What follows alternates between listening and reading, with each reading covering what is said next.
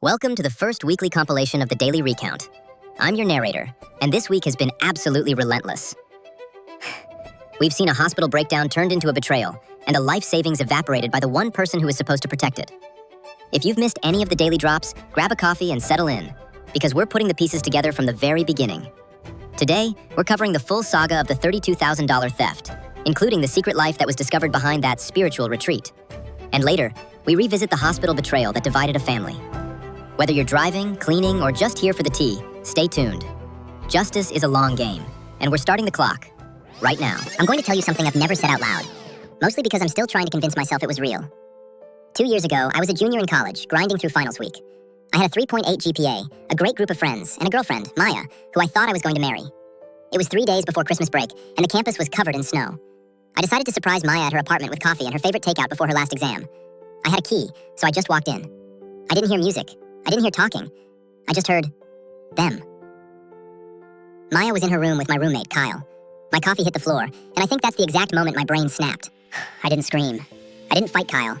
I just turned around, walked out into the snow without a coat, and started walking. I don't remember where I went.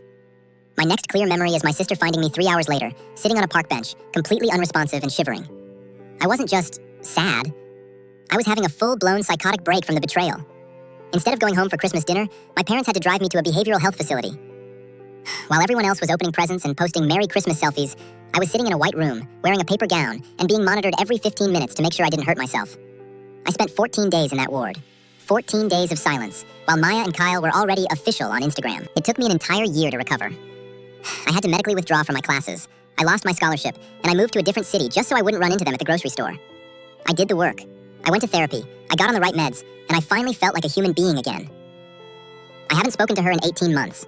Then, yesterday, literally the anniversary of the day I got out of the hospital, I got an email. It wasn't an apology. It was a 3-paragraph essay about how difficult her life has been since I left. She said Kyle turned out to be immature, and that she's been feeling a void that only I can fill.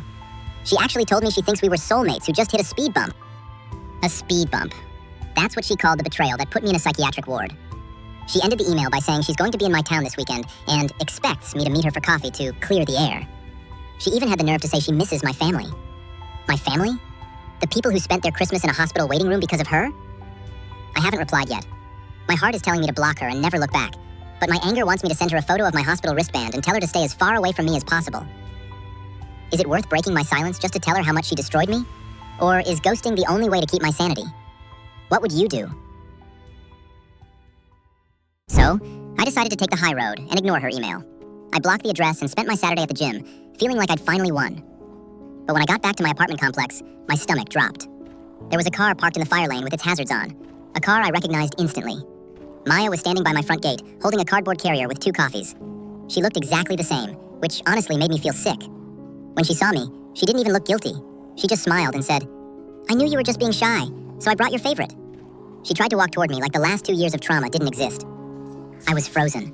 My heart was racing so fast I thought I was going to have another breakdown right there on the sidewalk. But before I could even open my mouth, a car door slammed behind me. My sister, Sarah, had followed me home to drop off some groceries. Sarah was with me every single day in the hospital. She saw me at my absolute worst. She didn't wait for an explanation. She marched up to Maya and knocked those coffees right out of her hands. The look on Maya's face was pure shock. Sarah told her, "If you ever come within a mile of my brother again, I'm calling the police and showing them the medical bills our family paid because of your speed bump." That's when Maya's sweet persona completely vanished. She started screaming at my sister, calling her crazy and obsessed. She turned to me and said I was a coward for hiding behind my family, and that I should be grateful she even wanted me back after I went off the deep end. Hearing her weaponize my mental health like that was the wake-up call I needed. The fear just evaporated. I looked her in the eye and realized she wasn't some powerful villain. She was just a small, cruel person who couldn't handle the fact that she no longer had power over me. I told her, "The person you're looking for died in that hospital. You're talking to someone else now. Leave." She eventually sped off, screaming that I'd regret it. But for the first time in 2 years, I slept through the entire night. My sister thinks we should file a restraining order just in case, but part of me feels like the look on Maya's face when she realized she was powerless was closure enough. My DMs are currently split. Half of you are saying I should have let her have it, and the other half are saying Sarah is a legend for the coffee drop. So, what's the move? Do I take the legal route to finish her off? Or is the silence finally enough? Thanks for being here for the recount. I'll keep you posted. After my sister Sarah knocked those coffees out of Maya's hands and told her to stay away, I thought that was the end of it. I blocked her on everything. But 3 days later, I got a knock on my door. It wasn't Maya, it was a process server. She was actually trying to sue my sister for emotional distress and the cost of her ruined designer outfit. I wish I was joking. She literally claimed that the trauma of the confrontation was so bad she couldn't work. That was her first mistake. Because to sue someone, you have to open yourself up to discovery. And that's when the real truth came out. My lawyer started looking into Maya's current situation to prepare a countersuit for harassment. It turns out, Maya didn't come back to me because she missed my energy. She came back because Kyle, the guy she cheated on me with, had been fired for gross misconduct, and they were both about to be evicted. Even worse? Maya had tried to open a credit card in my name 6 months ago, but it was declined because I'd frozen my credit after the hospital stay. She didn't want a second chance. She wanted a second bank account. She was hoping that if she could gaslight me into forgiving her, I'd let her move in and pay her debts. When my lawyer presented this evidence to her attorney, the emotional distress lawsuit disappeared overnight. But I wasn't done. I handed over every single harassing email, the credit card application proof, and the footage from my apartment security cameras to the police. I didn't file for a restraining order. I filed for a no-contact order as part of a criminal harassment case. 2 weeks ago, Maya was officially served. If she even types my name into a search bar, she's in violation. I also sent a copy of the police report to her parents, who apparently had no idea she'd been using my identity. For the first time in 2 years, the void she talked about is finally gone. Not because she filled it, but because I finally closed the door. Kyle left her family is done with her, and she's currently working 2 jobs to pay off the legal fees from her failed lawsuit against my sister. Sarah and I celebrated by getting the most expensive coffees we could find, and we made sure to drink every drop of these. This is the last time I'll ever mention her name. Thanks for being part of this recount. It's time to move on to better stories. Peace out. I'm currently sitting on the floor of my empty apartment, and I think I'm having a heart attack. I'm 23 years old, and for the last 5 years, I've lived like a monk. I worked 2 jobs through college. I never went on spring break, and I saved every single cent of my graduation money and my first year's salary. I had exactly $32,000 in an account that was meant to be my fresh start. This morning, I went to the grocery store to buy dinner, and my card was declined. I laughed. I thought, oh, the chip must be broken. I opened my banking app, and I didn't see $32,000. I saw a negative balance of $400. My life's work just evaporated. I spent 3 hours on the phone with the bank, screaming that I'd been hacked. I was ready to file a police report right then and there, but the teller on the other end sounded quiet. She asked me if I knew a Deborah. My heart stopped. Deborah is my mother. It turns out, when I was 17, she helped me open my first teen savings account. I moved that money to a new high-yield account years ago, but I never realized that because the original account was linked, she was still listed as a joint owner. She didn't hack me. She didn't steal my password. She just walked into a branch, signed a slip, and walked out with my entire future in a cashier's check. I drove to her house in a trance. When I walked in, she wasn't hiding. She was sitting at the kitchen table with a new designer bag and a stack of brochures for a spiritual retreat in Sedona. When I asked her where my money was, she didn't apologize. She didn't even look guilty. She looked me in the eyes and said, "I'm your mother. I carried you for 9 months and raised you on a single income. That money is just a small down payment on the life you owe me." She told me she was burnt out from being a parent and that it was her turn to live. She had already spent $10,000 of it on the retreat and a new wardrobe. She treated my savings like a lottery win that she deserved. I told her I was calling the police. She just laughed and reminded me that her name is on the account. She said, "Go ahead. Tell the cops your mom spent her own money. See how far that gets you." My entire family is now calling me, telling me I'm ungrateful and that I should be happy I can help my mother find herself. My own brother called me a greedy brat because I'm worried about my rent while my mom is healing. I have 32,000 reasons to never speak to her again, but the bank says because it was a joint account, there's almost nothing they can do. I'm currently looking at the paperwork for a civil lawsuit, but that means suing my own mother in open court. If I do this, the family is done. If I don't, I'm homeless in 30 days. Am I the villain for wanting to put my mother in front of a judge? Or should I just accept that the person who gave me life just stole it back? After my mom laughed in my face and told me to get over her stealing my $32,000, I didn't just sit there and cry. I went back to the bank and demanded every single transaction record from that joint account for the last 6 months. Since my name was on it, they had to give it to me.